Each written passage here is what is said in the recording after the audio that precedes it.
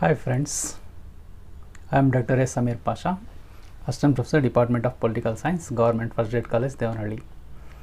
In my today's class, I am going to explain you about session number 26, unit number 2. The title of the paper is Indian Constitution Institutional Framework. The topic of today's class is Vidhana Parishad, State Legislative Council. Legislative Council, it is also called as Vidhana Parishad. It is upper house of the state legislature. Vidhana Parishad composition. Legislative Council, Vidhana Parishad. Article 171 of the Constitution of India provides for the establishment of Vidhana Parishad. Vidhana Parishad. Vidhana Parishad or Legislative Council is the upper house in those states of India that have a bicameral legislature.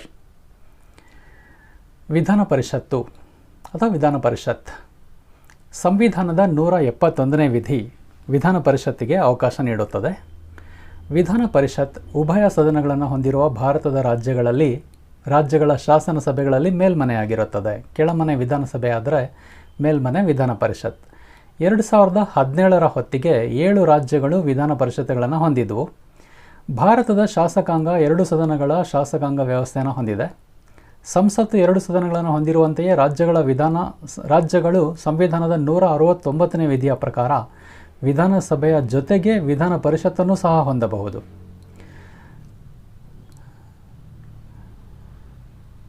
ವಿಧಾನಮಂಡಲ ಕರ್ನಾಟಕದಲ್ಲಿ ವಿಧಾನಸಭೆಯಲ್ಲಿ ವಿಧಾನಮಂಡಲ ಇದೆ. ವಿಧಾನಸಭೆ ಮತ್ತು ವಿಧಾನ ಪರಿಷತ್ 2 ಸದನಗಳನ್ನು ಕಾಣ್ಬೋದು ಕರ್ನಾಟಕದಲ್ಲಿ. ಈಗ ನೀವು ನೋಡ್ತಾ ಇರ್ತಕ್ಕಂಥದ್ದು ವಿಧಾನ ಪರಿಷತ್ತಿನ ಒಳಾಂಗಣ ದೃಶ್ಯ. ಪ್ರಸ್ತುತ 6 ರಾಜ್ಯಗಳಲ್ಲಿ ವಿಧಾನ ಪರಿಷತ್ತುಗಳಿವೆ. 7 ಇತ್ತು, ಈಗ 6 ಇದೆ. ಆಂಧ್ರ ಪ್ರದೇಶ, ತೆಲಂಗಾಣ, ಉತ್ತರ ಪ್ರದೇಶ, ಬಿಹಾರ, ಮಹಾರಾಷ್ಟ್ರ ಮತ್ತು ಕರ್ನಾಟಕದಲ್ಲಿ ನಾವು ವಿಧಾನ ಪರಿಷತ್ತುಗಳನ್ನು ಕಾಣ್ಬೋದು. ಕರ್ನಾಟಕ, ಉತ್ತರ ಪ್ರದೇಶ, ಮಹಾರಾಷ್ಟ್ರ, ಬಿಹಾರ್, ಆಂಧ್ರ ಪ್ರದೇಶ, ತೆಲಂಗಾಣ. ಮೊದಲು ಜಮ್ಮು ಕಾಶ್ಮೀರದಲ್ಲೂ ಇತ್ತು, ಈಗ ಇಲ್ಲ. ಸಂವಿಧಾನದ 169ನೇ ವಿಧಿ ವಿಧಾನ ಪರಿಷತ್ತಿನ ಸೃಷ್ಟಿ ಮತ್ತು ಅದನ್ನು ರದ್ದುಪಡಿಸುವಿಕೆಗೆ ಸಂಬಂಧಪಟ್ಟಿದೆ. Article 169 of Indian constitution concern with creation and abolition of Vidhana Parishads. The parliament can abolish a legislative council where it already exists or create it where it does not exist by a simple majority, that is a majority of the members of each house present and voting.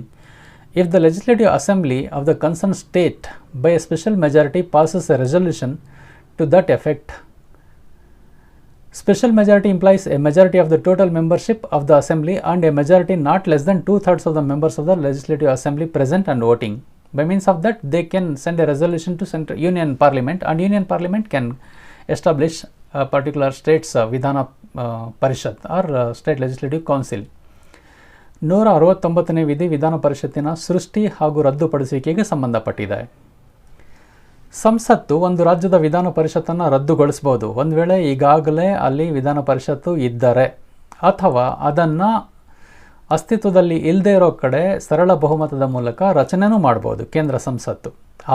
ಅಂದರೆ ಸಂಸತ್ತಿನ ಪ್ರತಿ ಸದನದ ಬಹುಪಾಲು ಸದಸ್ಯರು ಹಾಜರಿದ್ದು ಮತ ಚಲಾಯಿಸಬೇಕು. ಸಂಬಂಧಪಟ್ಟ ರಾಜ್ಯದ ವಿಧಾನಸಭೆಯು ವಿಶೇಷ ಬಹುಮತದ ಮೂಲಕ ಆ ನಿಟ್ಟಿನಲ್ಲಿ ನಿರ್ಣಯವನ್ನು ಅಂಗೀಕರಿಸಿರಬೇಕು. ಅಂದರೆ ಯಾವ ರಾಜ್ಯದಲ್ಲಿ ವಿಧಾನ ಪರಿಷತ್ತನ್ನು ಸೃಷ್ಟಿಸಬೇಕಾಗಿರುತ್ತೋ ಆ ರಾಜ್ಯದ ವಿಧಾನಸಭೆ ಒಂದು ನಿರ್ಣಯ ಅಂಗೀಕರಿಸಬೇಕು ಬಹುಮತದ ಮೂಲಕ. ಆ ನಿರ್ಣಯವನ್ನು ಸಂಸತ್ತಿಗೆ ಕಳಿಸಬೇಕು. ಸಂಸತ್ತು ಒಪ್ಕೊಂಡ್ರೆ ಸಂಬಂಧಪಟ್ಟ ರಾಜ್ಯದಲ್ಲಿ ವಿಧಾನ ಪರಿಷತ್ತನ್ನು ಸೃಷ್ಟಿನೂ ಮಾಡ್ಬೋದು, ಒಂದು ವೇಳೆ ಇರೋ ವಿಧಾನ ಪರಿಷತ್ತನ್ನು ರದ್ದು ಬೇಕಾದರೂ ಮಾಡ್ಬೋದು. ವಿಧಾನಸಭೆಯ ಒಟ್ಟು ಸದಸ್ಯರ ಬಹುಪಾಲು ಸದಸ್ಯರು ಅಂದರೆ ವಿಧಾನಸಭೆಯ 3/2 ಸದಸ್ಯರು ಹಾಜರಿದ್ದು ಮತದಾನ ಮಾಡಬೇಕಾಗುತ್ತೆ. ಸೃಷ್ಟಿ ಹಾಗೂ ವಿನಾಶ, ವಿಧಾನ ಪರಿಷತ್ತಿನ ಸೃಷ್ಟಿ, ವಿಧಾನ ಪರಿಷತ್ತಿನ ವಿನಾಶಕ್ಕೆ ಸಂಬಂಧಪಟ್ಟಂತೆ. Composition. Under Article 171 of the Indian Constitution, the Legislative Council of a state shall not have more than 1/3 of the total strength of State Legislative Assembly. The Legislative Council of a state shall not have more than 1/3 of the total strength of the State Assembly of concerned state and not less than minimum 40 members. Like the Rajya Sabha, the Legislative Council is a continuing chamber that is, it is a permanent body and is not subject to dissolution. The upper house is permanent house. It cannot be dissolved at any moment, at any time. The term of the member of Legislative Council is 6 years, with 1/3 of the members retiring once in every 2 years. ವಿಧಾನ ಪರಿಷತ್ತಿನ ರಚನೆ. ಸಂವಿಧಾನದ 171ನೇ ವಿಧಿಯ ಪ್ರಕಾರ ಒಂದು ರಾಜ್ಯದ ವಿಧಾನ ಪರಿಷತ್ತು ಸಂಬಂಧಪಟ್ಟ ರಾಜ್ಯದ ರಾಜ್ಯ ವಿಧಾನಸಭೆಯ ಒಟ್ಟು ಸದಸ್ಯರ 1/3 ಭಾಗಕ್ಕಿಂತ ಹೆಚ್ಚಿರಬಾರದು. ಉದಾಹರಣೆಗೆ ಕರ್ನಾಟಕದಲ್ಲಿ ಒಟ್ಟು ವಿಧಾನಸಭಾ ಸದಸ್ಯರು ಎಷ್ಟಿರ್ತಾರೋ ಅದರ 1/3 ಭಾಗದಷ್ಟು ಮಾತ್ರ ವಿಧಾನ ಪರಿಷತ್ ಸದಸ್ಯರು ಇರಬೇಕು. ಹಾಗೆಯೇ 40ಕ್ಕಿಂತ ಕಡಿಮೆ ಸದಸ್ಯರನ್ನು ಅದು ಹೊಂದಿರಬಾರ್ದು. ವಿಧಾನ ಪರಿಷತ್ತಿನ ಸದಸ್ಯರ ಸಂಖ್ಯೆ ರಾಜ್ಯದಿಂದ ರಾಜ್ಯಕ್ಕೆ ಭಿನ್ನವಾಗಿರುತ್ತದೆ. ವಿಧಾನ ಪರಿಷತ್ತಿನ ಸದಸ್ಯರ ಸಂಖ್ಯೆ ಸಂಬಂಧಪಟ್ಟ ರಾಜ್ಯದ ವಿಧಾನಸಭೆಯ ಸದಸ್ಯರ ಸಂಖ್ಯೆಯನ್ನು ಅವಲಂಬಿಸಿರುತ್ತದೆ. ರಾಜ್ಯಸಭೆಯಂತೆ ವಿಧಾನ ಪರಿಷತ್ತು ಶಾಶ್ವತ ಸದನವಾಗಿದೆ. ಇದನ್ನು ವಿಸರ್ಜನೆ ಮಾಡಲು ಸಾಧ್ಯ ಇಲ್ಲ. ವಿಧಾನ ಪರಿಷತ್ತಿನ ಸದಸ್ಯರ ಅಧಿಕಾರಾವಧಿ 6 ವರ್ಷಗಳು. ಆದರೆ ಪ್ರತಿ 2 ವರ್ಷಕ್ಕೊಮ್ಮೆ ಒಟ್ಟು ಸದಸ್ಯರಲ್ಲಿ 1/3 ಸದಸ್ಯರು ನಿವೃತ್ತರಾಗುತ್ತಾರೆ ಮತ್ತು ಅಷ್ಟೇ ಸಂಖ್ಯೆಯ ಸದಸ್ಯರು ಆಯ್ಕೆ ಆಗ್ತಾ ಇರ್ತಾರೆ. Election procedure of Vidhana Parishad members. Members of the Legislative Council are elected on the basis of proportional representation by means of single transferable vote system. The composition of the Legislative Council is as follows. 1/3 of the members of Vidhana Parishad are elected from the local bodies such as municipalities, district boards, rural local bodies. Members elects 1/3 of the members of Vidhana Parishad. I mean 1/3 of the members of Vidhana Parishad elected by local bodies. 1/3 of the members are elected from Legislative Assembly of concerned state. I mean the MLAs will elect 1/3 of the members of Vidhan Parishad. 1/12 of the members are elected by graduates from graduate constituencies, and 1/12 of the members are elected from teachers constituencies consisting of secondary school, college and university teachers. They will elect 1/12 of the members of Vidhan Parishad. Lastly, remaining 1/6 of the members are nominated by the governor. The individuals who have rendered substantial service in the fields of arts, science, social service, literature and cooperation identified by the governor, and they are nominated to the Vidhana Parishad. ಚುನಾವಣಾ ವಿಧಾನ. ವಿಧಾನ ಪರಿಷತ್ತಿನ ಸದಸ್ಯರು ಏಕಮತ ವರ್ಗಾವಣಾ ಪ್ರಮಾಣಾನುಗುಣ ಪದ್ಧತಿಯ ಆಧಾರದ ಮೂಲಕ ಆಯ್ಕೆ ಆಗ್ತಾರೆ. ವಿಧಾನ ಪರಿಷತ್ತಿನ ಸದಸ್ಯರನ್ನು ಈ ಕೆಳಗಿನ ವಿವಿಧ ಕ್ಷೇತ್ರಗಳ ಮೂಲಕ ಚುನಾಯಿಸಲಾಗುತ್ತೆ. ಇದರ ಒಟ್ಟು ಸದಸ್ಯರಲ್ಲಿ 1/3 ಭಾಗದಷ್ಟು ಸದಸ್ಯರನ್ನು ಸ್ಥಳೀಯ ಸಂಸ್ಥೆಗಳಿಂದ ಚುನಾಯಿಸಲಾಗುತ್ತೆ. ಮತ್ತು 1/3 ಸದಸ್ಯರನ್ನು ವಿಧಾನಸಭಾ ಸದಸ್ಯರು ಚುನಾಯಿಸ್ತಾರೆ. 12/1 ಸದಸ್ಯರನ್ನು ಪದವೀಧರರ ಕ್ಷೇತ್ರದಿಂದ ಚುನಾಯಿಸ್ತಾರೆ. ಮತ್ತು ಉಳಿದಿರತಕ್ಕಂಥ 12/1 ಸದಸ್ಯರನ್ನು ಶಿಕ್ಷಕರ ಕ್ಷೇತ್ರದಿಂದ ಚುನಾಯಿಸಲಾಗುತ್ತೆ. ಈ ಶಿಕ್ಷಕರು ಪ್ರೌಢಶಾಲೆಗಿಂತ ಕೆಳಮಟ್ಟದಲ್ಲಿ ಸೇವೆ ಸಲ್ಲಿಸ್ತಾ ಇರಬಾರ್ದು. ಪ್ರೌಢಶಾಲೆ, PU college, degree college, universities ಶಿಕ್ಷಕರು ಆಯ್ಕೆ ಮಾಡ್ತಾರೆ. ಉಳಿದಿರತಕ್ಕಂಥ 6/1 ಸ್ಥಾನಗಳಿಗೆ ರಾಜ್ಯಪಾಲರು ಕಲೆ, ವಿಜ್ಞಾನ, ಸಮಾಜ ಸೇವೆ, ಸಾಹಿತ್ಯ, ಸಹಕಾರ ಚಳುವಳಿ ಮುಂತಾದ ಕ್ಷೇತ್ರಗಳಲ್ಲಿ ಗಣನೀಯ ಸೇವೆಯನ್ನು ಸಲ್ಲಿಸಿದಂತಹ ವ್ಯಕ್ತಿಗಳನ್ನು ಸದಸ್ಯರಾಗಿ ನಾಮಕರಣ ಮಾಡ್ತಾರೆ. ಕ್ವಾಲಿಫಿಕೇಷನ್ಸ್. ಏನೇನು ಅರ್ಹತೆಗಳಿರಬೇಕಂತ. What are the qualifications? The qualifications of the members of the council are as follows. Must be Indian citizen, must not be less than 30 years old, should not hold profitable job in central or state government, should not be a mentally ill, bankrupt and criminal. Other qualifications stipulated by the parliament from time to time. ಅರ್ಹತೆಗಳು. 173ನೇ ವಿಧಿಯ ಪ್ರಕಾರ ವಿಧಾನ ಪರಿಷತ್ತಿನ ಸದಸ್ಯರ ಅರ್ಹತೆಗಳನ್ನು ಹೀಗೆ ವಿವರಿಸಬಹುದು. ಭಾರತೀಯ ಪೌರರಾಗಿರಬೇಕು. ಕನಿಷ್ಠ 30 ವರ್ಷಗಳಿಗಿಂತ ಕಡಿಮೆ ವಯಸ್ಸಿನವರಾಗಿರಬಾರ್ದು. 30 ವರ್ಷ ವಯಸ್ಸಾಗಿರಬೇಕು. ಕೇಂದ್ರ ಅಥವಾ ರಾಜ್ಯ ಸರ್ಕಾರದ ಯಾವುದೇ ಲಾಭದಾಯಕ ಹುದ್ದೆಯಲ್ಲಿ ಇರಬಾರ್ದು. ಮಾನಸಿಕ ಅಸ್ವಸ್ಥರಾಗಿರಬಾರ್ದು. ದಿವಾಳಿಯಾಗಿರಬಾರ್ದು. ಅಪರಾಧಿಯಾಗಿರಬಾರ್ದು. ಹಾಗೆಯೇ ಕಾಲಕ್ಕೆ ಸಂಸತ್ತು ನಿಗದಿಪಡಿಸ್ತಕ್ಕಂಥ ಇತರ ಅರ್ಹತೆಗಳನ್ನು ಹೊಂದಿರತಕ್ಕದ್ದು. Session. The legislative council session should be called twice in a year. The gap between 2 sessions shall not exceed 6 months. Governor may call a special session at the request of the members. ಅಧಿವೇಶನ. ವಿಧಾನ ಪರಿಷತ್ತಿನ ಅಧಿವೇಶನವನ್ನು ಕರೆಯುವ ಅಧಿಕಾರ ರಾಜ್ಯಪಾಲರಿಗಿರುತ್ತದೆ. ವಿಧಾನ ಪರಿಷತ್ತಿನ ಅಧಿವೇಶನವನ್ನು ವರ್ಷದಲ್ಲಿ 2 ಬಾರಿ ಕರೆಯಬೇಕು. 2 ಅಧಿವೇಶನಗಳ ನಡುವಿನ ಅಂತರವು 6 ತಿಂಗಳ ಅವಧಿಯನ್ನು ಮೀರುವಂತಿಲ್ಲ. ರಾಜ್ಯಪಾಲರು ಸದಸ್ಯರ ಕೋರಿಕೆಯ ಮೇರೆಗೆ ವಿಶೇಷ ಅಧಿವೇಶನವನ್ನು ಕರೆಯಬಹುದು. ಕೋರಂ ಹಾಜರಾತಿ. The minimum number of members that must be present in the house to conduct the work is called as quorum. 1/10 of the total number of members is quorum of the Legislative Council. In the absence of quorum, the speaker, the chairman of Vidhana Parishad shall adjourn the meeting without holding any action. Chairperson. Article 182 of the Constitution allows for the position of chairperson, the speaker, the chairman of Vidhana Parishad. Members of Legislative Council elect one among themselves to be the chairman at the first session.